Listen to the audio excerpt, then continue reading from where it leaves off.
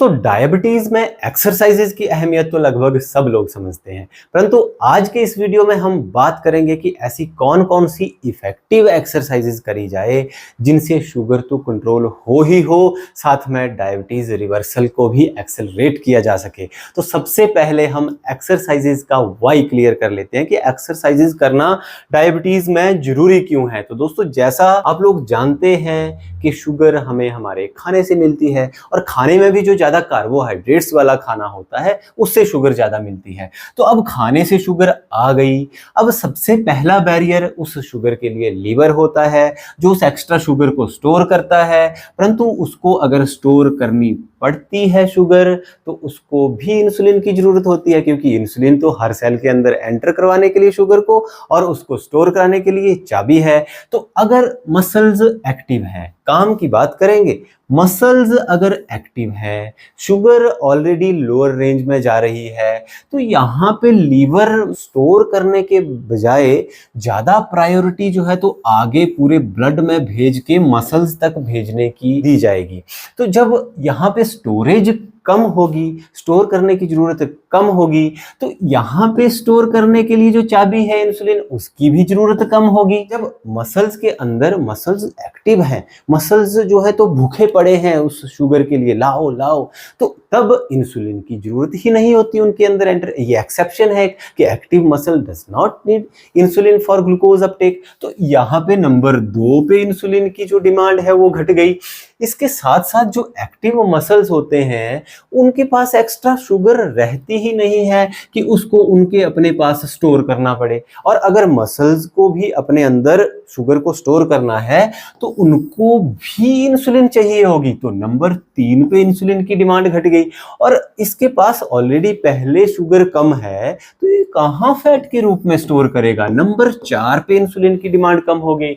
और दूसरा, ये जो इतना अपने काम में मस्त है, फिजिकली एक्टिव है, इसको कहाँ से स्ट्रेस होगी, और अगर इसको स्ट्रेस होगी भी तो इसके पास ऐसे फालतू की शुगर होगी ही नहीं लीवर में कि बार बार वो दुनिया भर की शुगर जो है ग्लूकोनियोजेनेसिस करता रहे। और अगर वो करता भी है तो उसको दोबारा उठाना नहीं पड़ेगा, उसको जो स्ट्रेस अगर होगी भी तो वो एक सही वाली स्ट्रेस होगी, वो डुप्लीकेट स्ट्रेस नहीं होगी कि हाँ जी एक बार स्ट्रेस हो गई, फिर शुगर जो है तो लीवर ने ब्लड में डाल दी, फिर उसको उठाने के लिए फिर इंसुलिन लाओ और फिर इसको डंप करो, तो वो तो उसको भी बर्न कर देगा। तो यहाँ पे देखिए 5वीं बार जो इंसुलिन की फालतू की डिमांड है वो कम होती गई। और भी इसमें छोटी छोटी बहुत प्रोसेसेस होती है, बहुत बहुत स्टेप्स होते हैं। ये सिंप्लीफाई करने के लिए आपको इसलिए मैं मोटा मोटा समझाता हूँ। तो आप यहाँ से आपका वाई तो क्लियर हो गया होगा कि एक्सरसाइजेज की कितनी ज्यादा इंपॉर्टेंस है। अब सवाल उठता है कि ऐसे कैसे एक्सरसाइजेज करी जाए जिससे ये चीज इफेक्टिवली हो। अब ऐसा तो है नहीं कि सब लोग लेबर का काम करने लग जाएंगे, अब अपने अपने लाइफस्टाइल्स हैं, अपने अपने काम हैं, अपने अपनी टाइमिंग्स हैं, तो उसमें हमें छोटे छोटे चेंजेस करने होंगे। सबसे पहले तो हमने एक कॉन्सेप्ट समझना है, हमने एक पिछले वीडियो में भी बात करी थी इस मामले में, अगर आपने उसको नहीं देखा है तो उसको जरूर आप देख लीजिएगा। एक्सरसाइजेज 2 तरह की होती है, एक होती है एरोबिक एक्सरसाइजेज और दूसरी होती है एनएरोबिक एक्सरसाइजेज।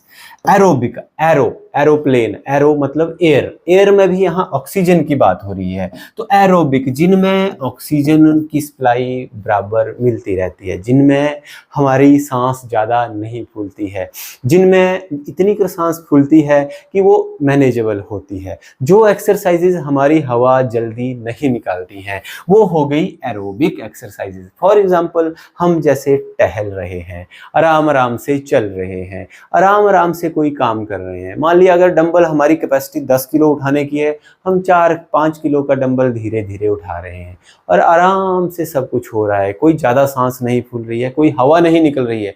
अब मान लिया कोई 10 किलो का डंबल उठाता है, वो थोड़ी सी कैपेसिटी बढ़ाता है, 12 किलो का डंबल उठाता है, और फिर मान लिया जैसे 12, 13, 14 सेट ऐसे जोर जोर से मारता है, फिर वो जो है तो 12, 13, 14, 15 पे उसकी हवा निकल जाएगी।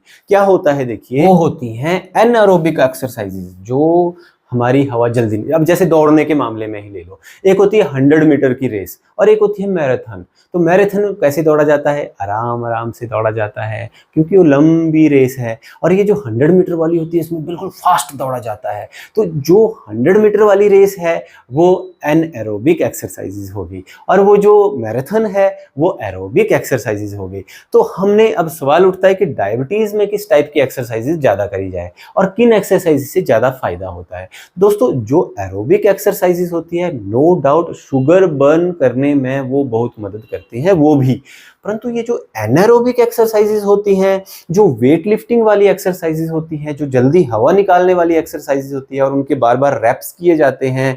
अब जैसे हाई इंटेंसिटी इंटरवल ट्रेनिंग्स होती है, जोर जोर से फास्ट फास्ट बैठ के निकाल रहे हैं, जोर जोर से दंड निकाल रहे हैं, डिप्स मार रहे हैं, ठीक है, तेज जो है तो दौड़ रहे हैं, बहुत तेज दौड़ रहे हैं, ये हाई इंटेंसिटी इंटरवल ट्रेनिंग्स होती हैं। तो इनमें जो है शुगर तो ज़्यादा बर्न होती ही होती है, परंतु साथ में क्या होता है, मसल्स भी बिल्ड होते हैं। अब देखिए क्या होता है, शुगर में क्या होता है, फैट जम गई होती है, इंसुलिन की रेजिस्टेंस हो गई होती है। तो अब अगर मान लिया आप इन मसल्स को, जो उस शुगर को बर्न करने के पावर हाउसेज हैं, अगर आप इनको ह्यूज कर लेंगे, थोड़ा सा बड़ा कर लेंगे, अब एक होगा बिल्कुल पतला कम मसल वाला, या मान लिया होगा तो मोटा देखने में परंतु फैट ज्यादा होगी। अब ये जो पतला है उसमें भी मसल्स कम होंगे जो बहुत पतला है, और ये जो फैट वाला है इसमें भी मसल्स कम होंगे। जो मतलब मस्कुलर एक्टिविटी एनएरोबिक ज़्यादा करता होगा, जो बॉडी बिल्डर टाइप जिसकी बॉडी होगी उसके मसल्स ह्यूज होंगे। तो इसमें डायबिटीज़ में हमारा मकसद ये रहना चाहिए कि कोशिश ऐसी करनी है कि बॉडी बिल्डर टाइप जो है मसल्स बिल्ड करने हैं। अगर आप पतले हैं तो भी आपने मसल्स बिल्ड करने हैं, और अगर आप में फैट है तो फैट को बर्न करना है, और फैट को बर्न करने के रास्ते में आपके मसल्स खुद ही बिल्ड होते जाएंगे। तो कुल मिला के बोलने का मतलब ये है कि इसमें ज़्यादा जो फायदेमंद रहेगी वो एनएरोबिक एक्सरसाइजेज रहेगी। शुगर बर्न करनी है, शुगर की लेवल डाउन करनी है, नो डाउट आप एरोबिक भी करो, आपने फिजिकल एक्टिविटी ऐसी करनी है जो इंटेंस हो। अब जैसे मान लिया आप अगर वॉक ही कर रहे हैं, ठीक है, तो वॉक भी ऐसे टहलने जैसा वॉक नहीं करना है, ब्रिस्क वॉक करना है। इसके लिए मैं आपको एक और एग्जांपल देता हूं। एक कॉन्टेस्टेंट्स ऐसे होते हैं जो 100 मीटर की रेस वाले होते हैं, उनकी बॉडी बहुत मस्कुलर होती है, बहुत स्ट्रांग होती है, तो उनकी बॉडी में मतलब मसल मास ज्यादा होता है, जो शुगर को बर्न करने वाले पावर हाउसेस हैं वो उनके पास ज्यादा होते हैं। एक हमारे मैराथन वाले होते हैं, तो जो मैराथन वाले होते हैं उनकी बॉडी आप देखना बिल्कुल लीन सी होती है, मतलब उनमें मसल मास उतना ज्यादा नहीं होता। नो डाउट शुगर वो भी बर्न करेंगे, ये भी बर्न करेंगे, परंतु ये कम समय में ज्यादा शुगर बर्न करेंगे, इनके पावर हाउसेस जो हैं वो बड़े होंगे और इनके पावर हाउसेस जो होंगे वो उतने ह्यूज नहीं होंगे।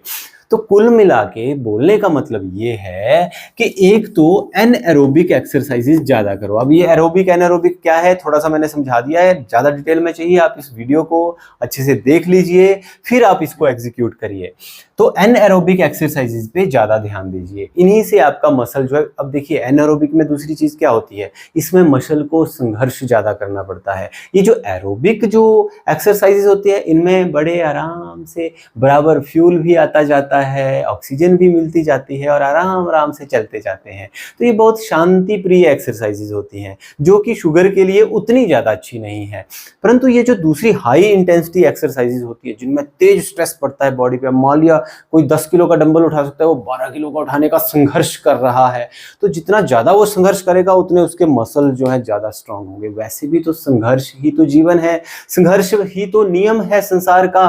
तो अब कई बार शुगर के पेशेंट्स फालतू में डिप्रेशन में हो जाते हैं, अरे इतनी मेहनत करनी पड़ेगी। अरे भाई संघर्ष ही जीवन है, संघर्ष तो जीवन में हमेशा करना पड़ेगा। अब जब जीवन में हमेशा संघर्ष करना पड़ेगा तो क्यों ना मजा लेके संघर्ष किया जाए। और जिन लोगों ने मजा लेके संघर्ष किया हुआ है उन्होंने इतिहास रच दिया हुआ है। आपने तो जस्ट शुगर कंट्रोल करनी है और रिवर्स करनी है, तो इसलिए संघर्ष जो है मजा लेके करो, मजा लेके जो है हाई इंटेंसिटी एक्सरसाइजेज करो। हाँ, आप लोग बोल सकते हैं कि आपने पिछले वीडियो में बोला कि धीरे धीरे एक्सरसाइज करो, तो वो मैंने इस कॉन्टेक्स्ट में बोला कि अगर मान लीजिए जैसे आज आप मोटिवेट हुए, आज से मान लिया आपने एक्सरसाइज करना शुरू करी, तो पहले आप धीरे धीरे स्टार्ट करिए। अगर आप पहले दिन ही बहुत हाई इंटेंसिटी कर लेंगे तो अगले दिन फिर आप एक्सरसाइज ही नहीं कर पाएंगे। अल्टीमेट गोल जो है वो हाई इंटेंसिटी एक्सरसाइजेज करने का है, परंतु शुरुआत जो करनी है पहले पहली क्लास में बैठना है।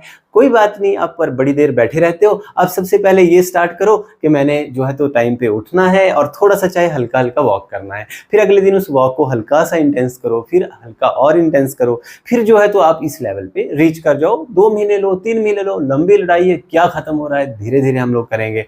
ठीक है, तो ये चीज आप कॉन्सेप्ट अपने माइंड में बिठा लो। संघर्ष से डरना नहीं है, जितना संघर्ष करेंगे, जितना एक्सरसाइजेस ज्यादा करेंगे, जितना फिजिकली एक्टिव, अब ऐसा भी नहीं कि सिर्फ आपने एक्सरसाइजेस ही करनी है, आपने लाइफस्टाइल में भी सुधार करना है। पिछले वीडियो में भी मैंने बताया है, अगर आपने उसको भी नहीं देखा उसको भी देख लीजिएगा कि ऐसे छोटे छोटे चेंजेस आपने अपनी लाइफ में करने हैं, अपने लाइफस्टाइल में करने हैं। तो पहले धीरे धीरे स्टार्ट करो, फिर उस चीज को बढ़ाते जाओ, उसकी इंटेंसिटी बढ़ाते जाओ, और गोल हमारा यही रहेगा कि हाई इंटेंसिटी इंटरवल ट्रेनिंग्स करनी है, हाई तेज जोर वेट लिफ्टिंग, ठीक है, जिसमें सांस फूलता हो, हवा निकल जाती हो शरीर की, वो वाली एक्सरसाइज करनी है। उसी से पावर हाउसेस मसल्स बिल्ड होंगे और ज़्यादा से ज़्यादा शुगर बर्न होगी, इंसुलिन रेजिस्टेंस बहुत कम हो जाएगी। इसमें सबसे बड़ी चीज़ ये भी है, शुगर को तो कंट्रोल आप डाइट से भी कर लो, आप डाइट में जो कार्ब्स बंद कर आपकी कंट्रोल हो सकती है, परंतु जो शुगर आपकी रिवर्स होगी वो उसमें एक्सरसाइजेज का ज़्यादा रोल है। ये आप समझिए कि अगर शुगर को आप रिवर्स करना चाहते हैं, फिर रिपीट कर रहा हूं,